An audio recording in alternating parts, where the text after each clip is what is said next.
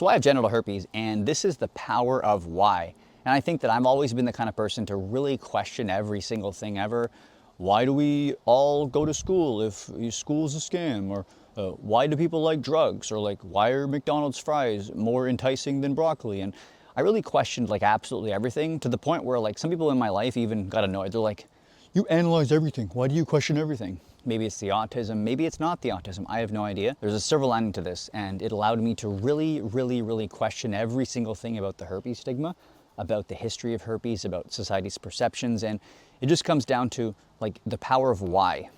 And many questions you can ask yourself to kind of work through your limiting beliefs or work through just the things that aren't serving you up here. And the biggest one was just the power of why, which was continuously asking myself, why is this? Why is that? Why are all of these things? And it's probably the Socratic questioning, I think. I think that one was mostly just people asking why, and then you find like the bigger problem or the root problem of the issue.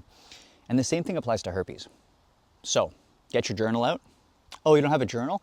Get one right now, okay? If you're signing up to Pickering Fitness YouTube channel, you have to be getting a journal. Or get your phone out, notes app, or whatever kind of apps you have nowadays, but write some stuff down, because chaos up here, clarity on paper. I'm gonna get a tattoo of that probably. Oh wait, I already have a tattoo. It's called herpes. Let's get back on track. Questioning everything. Write down all of your beliefs that you have. I am undateable now that I have herpes. I am dirty because I have herpes. Everybody will reject me because I have herpes. And then in the next column, just put why. So why are you dirty because you have herpes? Is it because someone said so? Okay. Is it genital herpes that just makes you dirty? Or is it oral herpes that makes you dirty? Is it type 1 and type 2 that makes you dirty? Or is it just type 2? Work your way through these things, because in my mind, cold sores is herpes.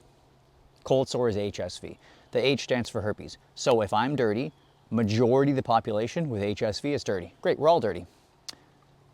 Okay, cold sores aren't dirty? Okay, so what's dirty then? Is it sex? Okay, well then we're all pursuing a sexual act. We're all pursuing this dirty thing.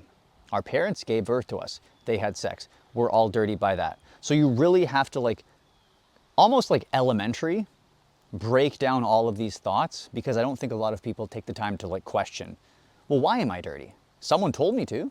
I guess that's me. Do you really want to like take all of these negative things and just like hold on to them without even taking them and being like, do I like this? It's like the TikTok algorithm thing I talked about, where your mind is an algorithm and your thoughts are videos, and you don't have to like just continuously reinforce the bad ones. Just click like not interested. So it's like, I'm dirty, not interested. What's the next one? Oh, a hopeful video, a hopeful thought about me dating with herpes. Like, share, reinforce these good things. And I think really the power of why helped me, because I was also thinking, hey, why is there a stigma around genital herpes but not cold sores? Why do people not believe that cold sores are herpes? But it literally is on paper, like herpes simplex virus. If it wasn't for type 1, there would be type 2. It's the OG herpes. And I think that as time and time went on, you begin to have like evidence in front of your eyes why nothing makes sense to believe the things you still do. I think that some people's struggles oftentimes is, I don't want to ever think about my herpes because I'm gonna put it over here. But like, imagine if this was your homework and you had to do your homework or you were gonna fail your grade. And eventually when it got, you know, more and more close to the due date of your homework being done, you're like, okay, fine, I'll deal with it now. And you're not prepared, you haven't practiced, you have so much to do at this point that it's overwhelming. But you gotta do the homework. You gotta at some point, at least, you know, in my opinion, do the work to navigate the struggles and the thought patterns and the limiting beliefs that you have around your diagnosis by questioning them. And when you question them and you put them on paper, you'll find that there's very little evidence supporting why you should feel this way. And I know that the majority of people without herpes have no reason to do this, so they're going to continue to perpetuate these false beliefs about you, but they have no reason to like take control of your life. You have control over your life. And that's the scariest thing, but the best thing. Because I know personally, all of us with herpes, we can fully navigate through our limiting beliefs and our emotions and our toxic thought patterns. We can do that. We can get to a point where we are totally confident and correct in our thinking. And then it's just matching up with someone who also is compatible.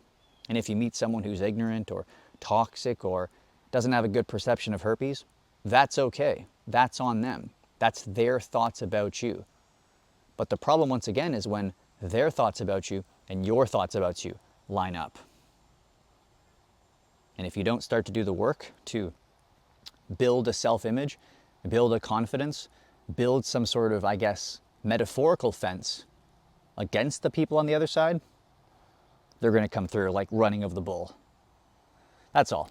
If you want some extra help with your diagnosis, ridding the shame, navigating stigma, building back a better self-image, one-to-one coaching, click the link in the description. There's a short form. I'll reach out to you personally. Let's figure this out for good.